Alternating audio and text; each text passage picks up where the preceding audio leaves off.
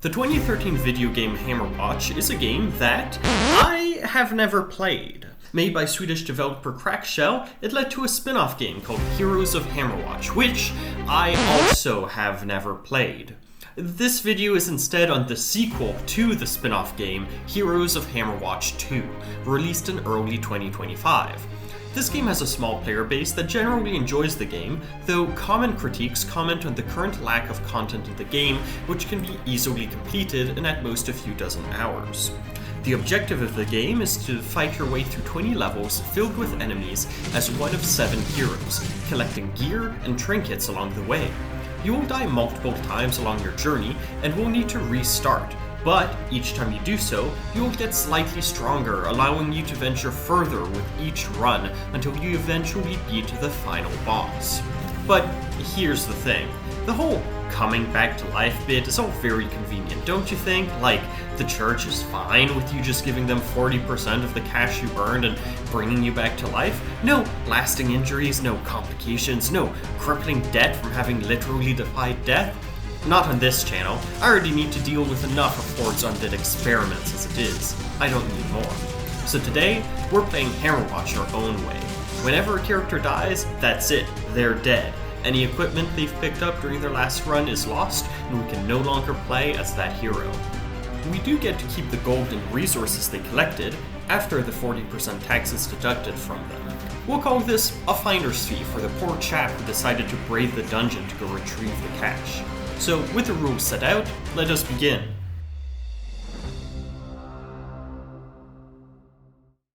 We start our first attempt by deciding which class we want to play as. After some thought, I chose the Paladin. The Paladin is armed with a mace, which has a chance to stun enemies, and a shield, which can be used to bash enemies, stunning them. The Paladin also has an ability where he strikes the area in front of him, dealing damage to all enemies in that area. We begin as a traveling hero who sees that the road forwards has been blocked off, so we go exploring a side path. We encounter several man-eating beetles which attack us, but we quickly deal with them. We need to make sure to defeat every single beetle in the area before moving forwards and triggering the cutscene, since every beetle gives us a bit of XP, and we're going to want as much XP as possible, as each hero level makes not only our current character stronger, but also makes future characters stronger. We move forwards, triggering the cutscene, where we are told that the villagers were attacked by cultists and have taken refuge in the forest. So, following the NPC to the north of the map, we start our first adventure. This adventure acts as a tutorial to new players and poses little risk to us.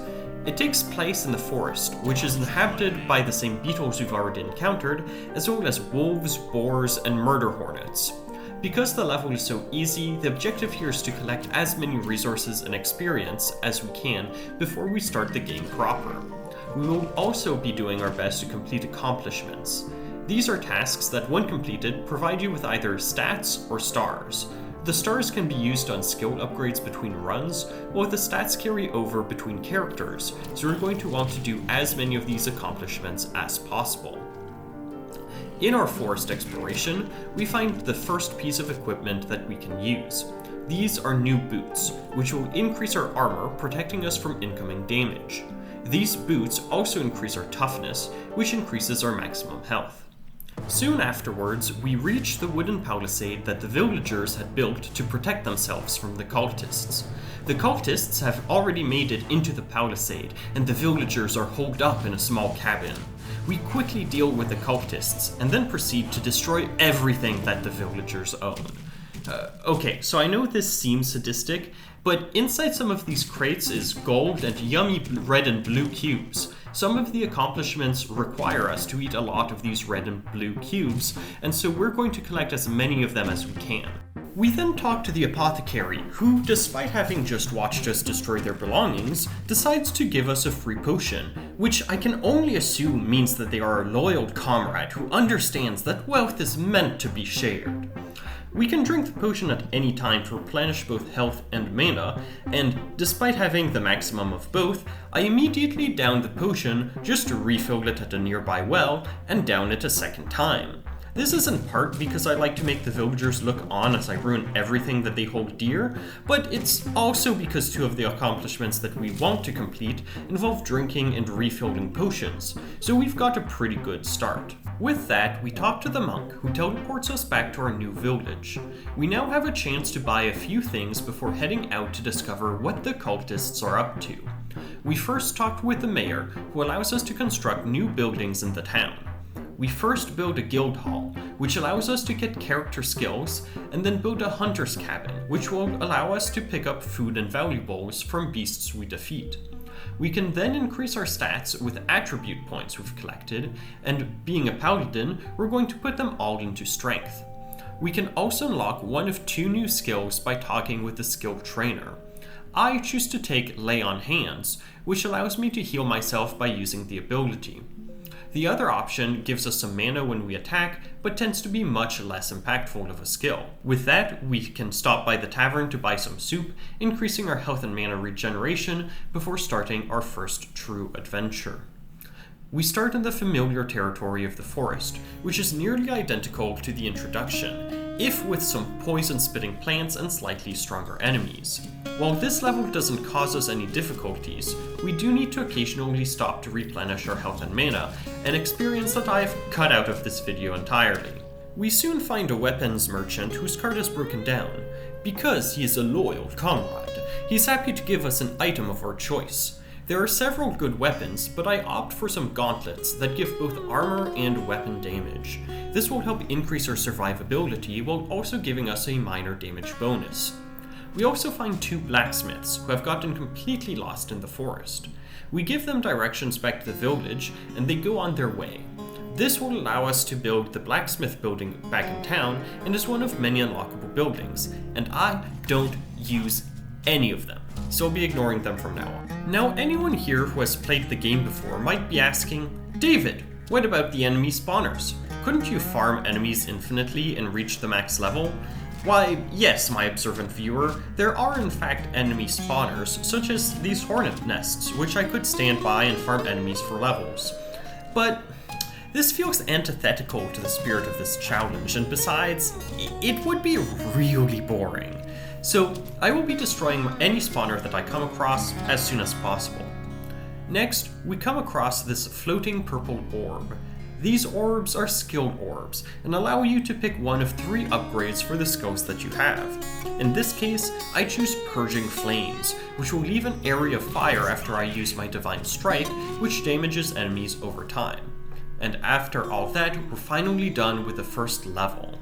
The second level is more forest, with similar enemies that have just gotten slightly stronger than before. There are also goblins who are now present, who are a greater threat than the other forest inhabitants. A bit into this level though, I find a special spawn. A troll camp is located along the side of the road. These trolls guard several chests that could hold important loot. I decide to risk it. I use my flaming mace to lay down some fire circles on the ground to damage the trolls as they approach me. Then, using my shield, I stun them, and use the dash that every character has to move around them, avoiding their blows. Oh, I died. Well, so here's the problem. Each level you get on a character gives your other characters a stat buff, and the Paladin provides the other classes 3 armor per level. Plus, if I reach level 5, I get an extra 3 strength on every character. But I died at only level 3, so instead of trying again with another character who would likely be doomed, I decide to delete my save and start fresh. We start again with attempt 3. Why 3, you ask? No reason. I just don't like the number 2, that's all. It's not as if anything terrible happened during my second attempt and I died in a really silly way. No, that would be crazy. Anyways, I make myself another paladin and start again. I breeze through the intro and get straight into the tutorial. This time, I find both a higher damage mace and a higher armor breastplate before reaching the cultists. I quickly defeat the cultists, rob the villagers, chug some potions, and head back to the village. This time at the village, I hadn't collected quite as many resources as last time, so I'm only able to get the guild hall building. but I upgrade my strength, unlock Lay on Hands, deposit my old equipment for later, and head to the start of the mission. But this time, I have a secret weapon. See, just like the Paladin gives armor to the other characters for each level they have, the other characters all give their own bonuses to one another. So by creating a fighter for health, a wizard for spell damage, and a ranger for weapon damage, I'm going to be ever so slightly stronger than I was last time. Now, unfortunately, my computer is not great, so there are portions of the footage that are less than watchable. Let it suffice to say that very little happened until I reached the 3rd floor, the caves. The caves are filled with black beetles, white bats, and goblins who have put traps everywhere. If I step on certain colored stones, rocks will drop from the ceiling, giving me only a moment to dodge them. Luckily, I have my 2 mercenaries with me, who will help me fight any enemies I encounter, and who I can heal with my Lay on Hands. As I explore the caves, lightning comes down from the ceiling, and a blue bird materializes in front of me. This is the Thunderbird, and I can give it my loot to take back to town so that it doesn't get taxed later. With my pockets lighter, I go about eating everything off the ground that I can, and am rewarded with the Arcane Accomplishment, increasing my learning, which will give me more maximum mana. I also find a shop, and spend some of the coins that I had just picked up to purchase 2 trinkets of my choice. In this case, I got 2 infused gemstones that I hoped would help me against the first boss's elemental attack. I then progress down to the 2nd caves level. This level is much the same as the caves part 1, though trolls will now appear in the caves, as well as elite enemies. Elite enemies have a red ring around them, and are stronger than their normal counterparts. But, as there is an accomplishment for defeating them, we're going to be fighting as many of these as possible. These elites still don't cause too much of a problem for me, and I find enough food lying about to complete the GODMODE accomplishment, increasing my toughness and giving me more health. I also find a trader who will swap out one of my abilities or items for another. Here, I opt to swap my poison gemstone for some chainmail, which will give me more survivability. I also find myself 3 more mercenaries, which brings my mercenary total up to 5 as I go to fight the first boss. The first boss is the Totem Pole. This boss is made up of 4 different phases, which can appear in any order, each with its own attack pattern and elemental damage. This fight starts off with the ice section, which shoots out damaging ice fields that are incredibly difficult to dodge. It also deals a ton of damage, so I have to begin healing myself and my mercenaries almost immediately. Luckily, with 5 mercenaries, I'm able to shred through the first section of the totem, and we enter the fire phase. This is easily the worst of the 4, as gouts of flame force you to rotate around the totem to avoid damage, while walls of fire hamper your movement around the totem pole. With only 3 mercenaries left, I enter the earth section. This section shoots out boulders in predictable pattern, and is probably the easiest to deal with. However, at this point, I'm running out of mana, and my mercenaries are focused a lot more on the goblin minions than on the boss. The earth section takes us a while, but we eventually manage to destroy it, bringing us to the lightning section. This section has a bunch of damage flying around. There are lightning tornadoes that shred you down, and surrounding wooden poles start shooting out lightning projectiles that you have to dodge. Out of mana and out of potions, I dodge around for as long as possible, but eventually die to one of the lightning tornadoes. This is unfortunate, especially since I hadn't reached the magic level 5 before dying. However, the totem is one of the hardest bosses in Heroes of Hammerwatch, considering especially how weak you are the first few times you fight it. I actually expected to die here with the Paladin, as you generally don't have enough damage to get past the totem pole until you've got upgrades under your belt. So now, it's time to go back to the village, say goodbye to the Paladin, and choose the next hero that we're going to use. I opt to use the Wizard. As the Wizard is a magic user, I'm going to be maxing out its intelligence. I'm also going to buy the Hunter's Cabin, as well as the general store for the town, allowing me to sell my old equipment and buy some better starting equipment for my heroes. As for which abilities I pick for the mage, I'll let our arcane artisan Ford explain what the best tactics for the mage are. The wizard has 4 different abilities. The first is Magic Missile, which shoots out 3 arcane bolts that seek out enemies. This provides the mage with good single target DPS. You also start with a passive ability that increases your intelligence and mana. The mage has 2 more abilities, which can be unlocked with stars. The first is Fireball, which is an incredibly powerful area of effect attack. However, in this case, since David has only 3 stars available, he does as I had suggested, and gets Barrier instead. Barrier builds up stacks over time, and each stack reduces the damage from the next attack you take by 30%. The mage is incredibly squishy, and so anything that can make you survive a little bit longer is incredibly valuable. The mage has several valuable skill upgrades. In this case, the upgrade that gives you the more XP is very valuable. There are also upgrades to Magic Missile, which will make it shoot out more projectiles, and let the projectiles hit multiple enemies, which will both greatly increase your damage output. Now, back to you, David. With the wizard, I'm able to quickly get back to the caves without more difficulty. By this point, I've swapped the wizard's normal starting weapons for a flame staff that I've picked up that lets me quickly burn through the goblins in the area, and which has a secondary ability that causes a flame explosion around me. Exploring the caves, I find a trader with, frankly, terrible trades, but more importantly, I find the rogue.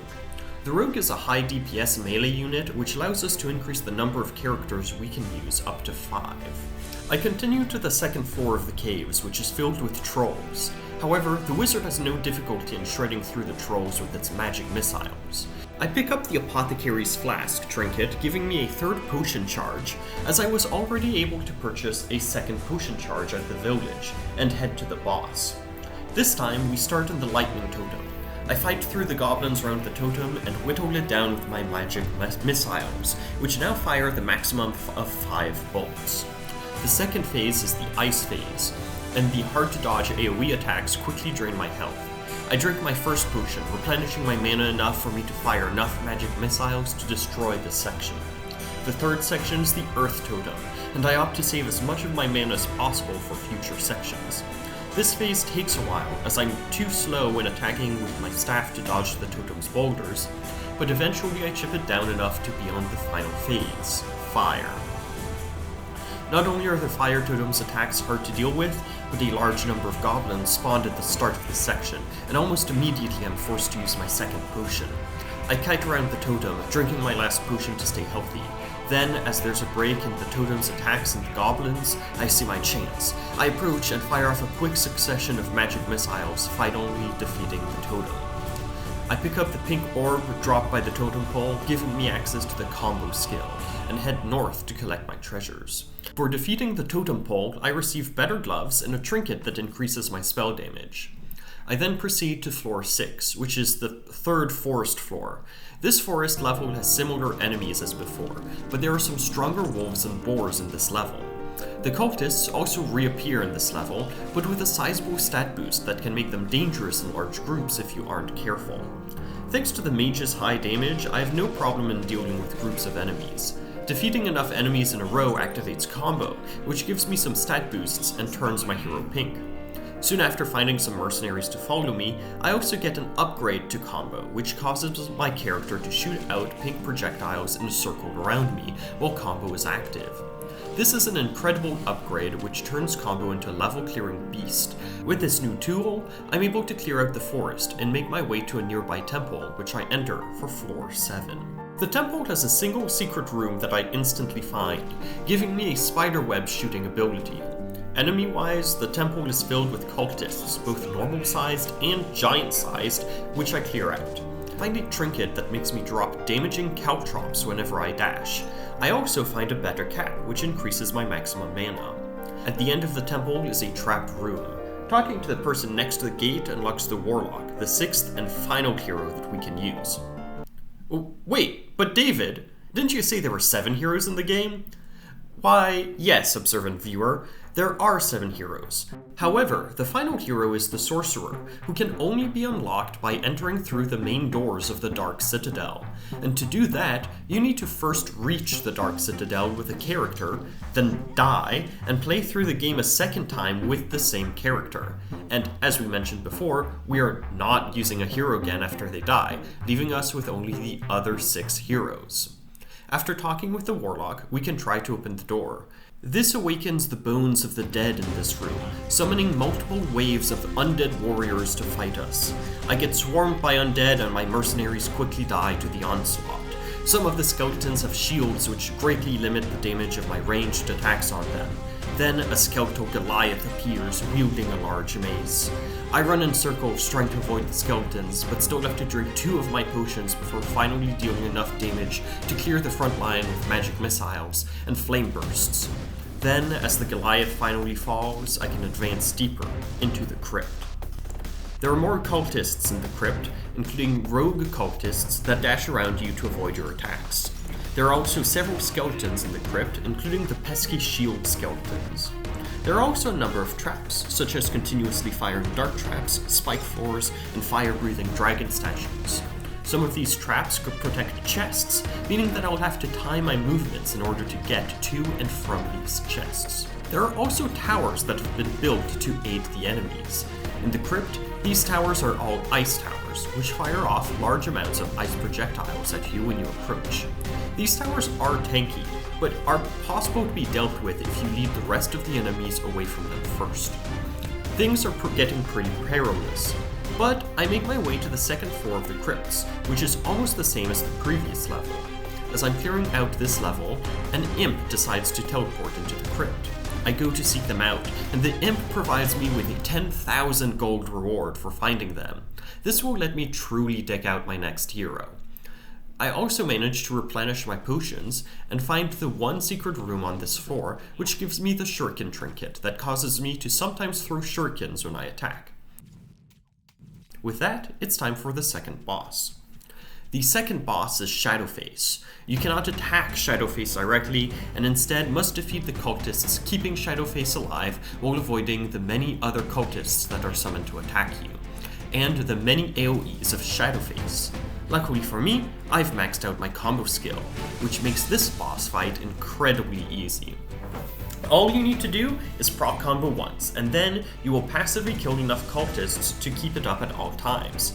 Now, all I need to do is run around the map, focusing on not taking damage as I slowly pick off the necessary cultists, keeping Shadowface alive as they keep respawning. This is really quite an easy boss fight, and it's just going to take me a bit of time to... Wait, I died? I still had all my potions. I hadn't used a single potion? No!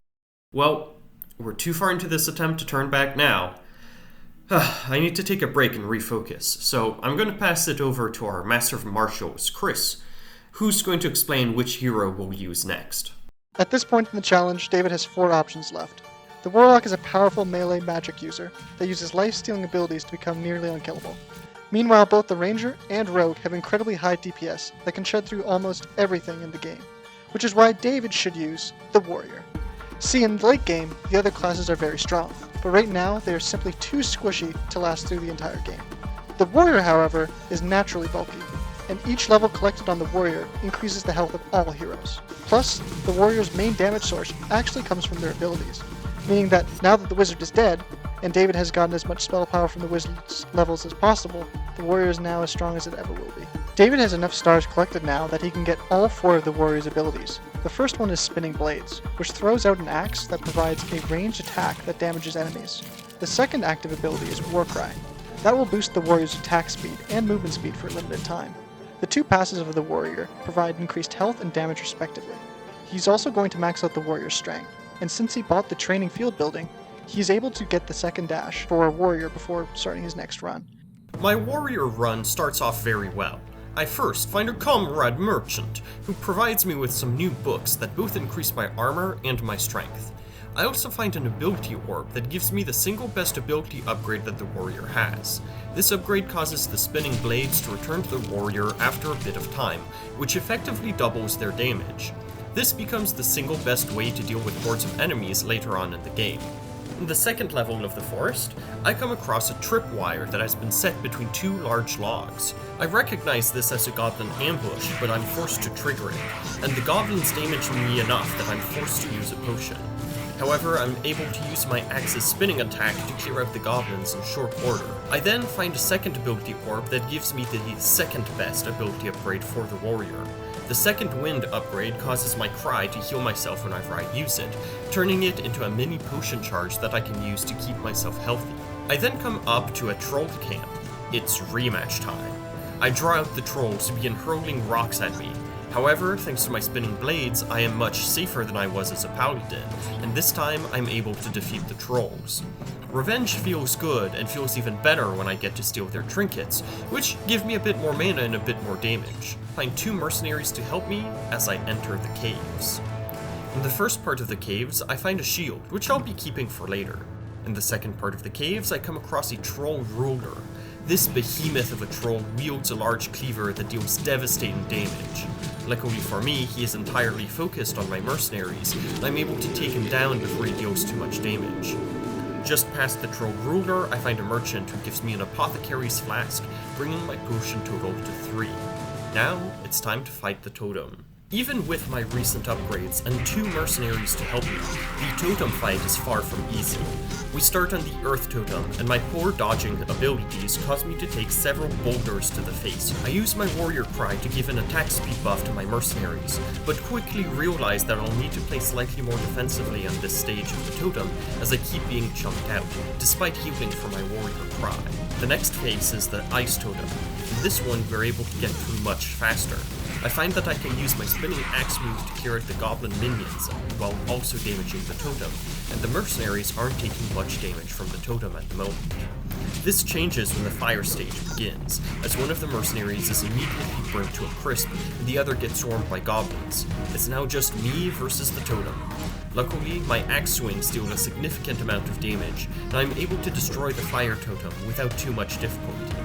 From here, the lightning stage is almost trivial, as I am healing much more for my warrior cry than the totem deals in damage, and it is just a matter of time before the totem is defeated, and I'm able to claim the combo orb for the warrior. For defeating the totem, I'm rewarded with a trinket that gives an extra dash charge, and I can leave the caves. Back in the forest, I'm able to grab new mercenaries before heading to the temple.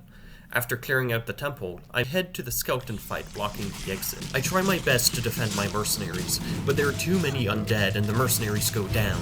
I'm brought low as the skeletal Goliath spawns and I'm forced to drink a potion, but I still manage to clear out the last of the skeletons with a mix of my thrown axes and Beyblade spinning. I clear the next 2 levels of crypts without any major setbacks, but I'm starting to notice that the items that I'm picking up have such a high strength requirement that I can't use them, even with my strength boosting boots. For the time being then, I switch to boots that give a bit more armor and toughness instead of strength. Now, it's time for Shadowface. The Shadowface fight with the warrior takes a long time. It can be pretty difficult to proc combo without the wave clear of the wizard, but once I do, it's just a question of time.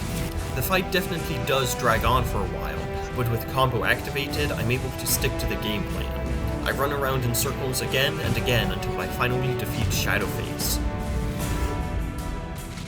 For defeating Shadowface, I'm awarded the Magic Missile Scroll, which will shoot out arcane missiles when I cast spells. I also get a Ring of Regeneration and a mace, which I cannot use. I now find myself in the dungeon, a level filled with skeletons as well as scythe-like plants that attack you. Here you need to be careful not to stay still for too long, or spikes will come out of the ground to damage you. Now, luckily, very little of note happens in the 2 dungeon levels and the ensuing boss fight, as my computer decided that it didn't feel like recording more than a few frames a minute for this section. We'll be back to proper video soon. But here's a quick explanation of the Arista boss fight from the images that I did capture in case you were wondering what happened. Arista is the giant plant in the middle of the room. Throughout the fight, it spawns additional plants around it that sprout root spikes to damage you. It is critical that you destroy these plants as they deal crazy damage and can hit you from across the room. Over the fight, there are more and more plants and more poisonous spores in the room that you all have to dodge. But with enough time, I'm able to cut down this plant and move on. I find myself in the barracks. This is another level filled with skeletal warriors. There are also magical statues that will drop their maces to attack you, and fire towers that shoot out a large amount of fireballs in all directions. Now, since you're an observant viewer, you've probably noticed that the colors look slightly off now. This is not a computer issue. It's caused because I've picked up some Shadow Curse. Shadow Curse reduces the amount of armor you have and alters the colors on your screen slightly, making the game dimmer. However, you can choose to gain some in exchange for some trinkets, which I opted to do during the dungeon, slightly increasing my stats. In the barracks, I immediately pick up an upgrade that allows my thrown axes to immediately defeat any enemy below 40% health that they come into contact with. This leads to the main strategy of throwing out the spinning blades and running away until I can use the power again. After a bit of exploring, I find my first rare trinket. This is the Elemental Prism, and if I use enough spells in a short amount of time, it will spawn, shooting out beams of energy in all directions. Except that, well, the warrior barely ever uses enough spells to use this. It appears about twice in the rest of the run, and was generally quite useless. Considerably less useless than the common sword that I find in the barracks. I can actually use this sword if I start wearing my old strength boots again. This lowers my melee damage somewhat, especially with groups of enemies, but it allows me to use the shield from earlier, which massively increases my defenses. I also stop by this Black Void where I opt to gain a bit more Shadow Curse in exchange for an egg that will spawn some spider followers to help me. I progress to the second part of the barracks, and there I brave some of the new Buzzsaw and Fire Square traps to get a coiled serpent trinket that will shoot out and deal damage to enemies every few seconds. Clearing out this level, I am now ready to go to the fourth boss. The fourth boss are the Harbingers of Dread. These two skeletal foes tag team together to attack you, and while they look threatening, their attacks really don't do quite that much damage. As long as you avoid getting hit with too many of the mage's fireballs, you're usually fine. This fight drags on for a very long time, and it looks like the entire fight was done using wet pool noodles because no one was taking damage. Eventually, I won, and was rewarded with a mana crystallizer, which causes defeated enemies to drop mana crystals. I also realized that my strength had increased. See, I'm now at level 10, and each time you get 5 levels in a character, your primary stat goes up by 3 points. So, I now have enough strength to use a pair of boots that I picked up earlier. And what do you know? These boots give a whole 10 more strength, so now I can actually use the better sword and helmet that I picked up earlier. With my new gear equipped, I advance into the last quarter of the game. The next floor is the Courts. This floor is filled with magic skeletons that use lightning attacks on you, which can quickly shred through your health if you stay still for too long. There are also lightning towers that will shoot spinning lightning beams around them. I decide to brave some of the traps in this level, avoiding Shadow Curse granting steam clouds, as well as both fire and lightning bolts. Doing this grants me a Thunderbird feather, which grants me an additional dash and causes my dashes to summon lightning that damages enemies. I'm also able to light a nearby pyre to get rid of some of the Shadow Curse that I've just picked up. Level 17 is the second part of the Courts. Here, I pick up a number of useful trinkets. First, I get a Cauldron of Fire, which will occasionally shoot fireballs at enemies. I also trade a health regen ring for a fiddle, which for some reason gives my spinning axes a bonus AoE damage every few seconds. Finally, I get a Chaos Orb, which will give my axes even more damage. Then, I light another pyre to remove even more Shadow Curse before heading into the penultimate boss. This boss is the Serpents of Demise. The serpents can only be damaged when you attack their heads, and have a number of heat-seeking attacks that are incredibly difficult to avoid, and can quickly reduce your health. Luckily, they also spawn a ludicrous amount of very weak skeletons. This transforms the fight into a slightly more difficult version of Shadowface, where you can simply proc combo on the weak skeletons, and then let the magic bolts from combo slowly wear down the snakes. As is becoming a theme in this run, the serpent fight takes a long time to complete. Now, I can't say why. It's almost as if we're supposed to be upgrading our hero damage between runs before getting this far. Who could have predicted that the fights would get this long? Anyways, luckily for me, the warrior's healing is completely unbalanced, and I can eventually defeat the Serpents of Dread. As a reward, I am given a symbol of rejuvenation. When I drop below half health, this trinket creates a green circle that will quickly heal me if I stand in it. I am now in level 19, the Dark Halls, and at this point, I might have been overly cocky as the very first enemies that I encounter almost kill me. Luckily, I'm able to recover by drinking a few potions and retreating while throwing out my spinning blades. This level by itself is the reason why we swapped to our shield. See, the shield reduces the damage of ranged attacks by a full 30 points. And as you might have seen, there are a lot of projectiles. The shield single-handedly keeps us alive in this level, giving us the time needed to clear out the enemies. On this floor, we find an ice shard, causing my weapon attacks to deal some ice damage, and refilled our potions before the final boss. This is it. I've put hours into this challenge, and I now find myself at the top of the Dark Citadel, facing off against the Avatar.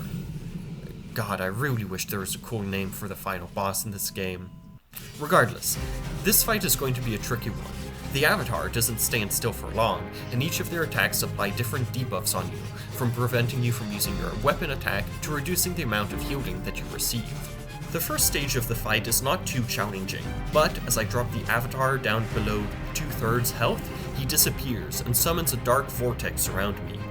I clear out some of his minions for some time before the Avatar reappears, with all of his attacks now being even more powerful than before. We spar for some time, and I'm slowly making progress. However, a bit of bad positioning forces me to use up 2 of my potions due to his anti-healing debuff. I refocus and opt to stay close to the Avatar when I can, where his big attacks are easier to dodge. As the Avatar drops down below 1/3 HP, his attacks get even stronger, and he now shoots out balls of fire that leave damaging trails of fire behind. This throws a wrench into my plan, since depending on where the Avatar stands, I can't be near to him without standing on the fire. This means that I'll just need to play even better. I weave in and out of melee range, using my many dashes to either gain or close the distance between us as needed. At many points, the only thing keeping me healthy was the fighter's cry, and the only damage I could get in on the Avatar before he zoomed away was 1 hit of my whirling blades. After getting hit by a few attacks, I'm forced to drink my last potion, which means I'm out of safety nets. Thankfully, the symbol of regeneration is able to bridge the gap to keep me alive between warrior cries, which I'm now using as soon as it gets off cooldown. As the fires from the Avatar's checks peter out, I have an opening and go in for the killing blow. And with that, I have defeated the Avatar. I've climbed to the top of the Dark Citadel, and I am finally rewarded with some high-tier gear, and a portal back to the village opens up in front of me. We have just made it through the hardcore heroes of Hammerwatch, as the warrior never died on this journey. Thank you all so much for watching. I know this was quite different from the content we normally make, but I hope you enjoyed it as much as I did. Let us know in the comments below if you want to see more stuff like this, especially with new content being released for Heroes of Hammerwatch, and I hope to see you all in the next adventure.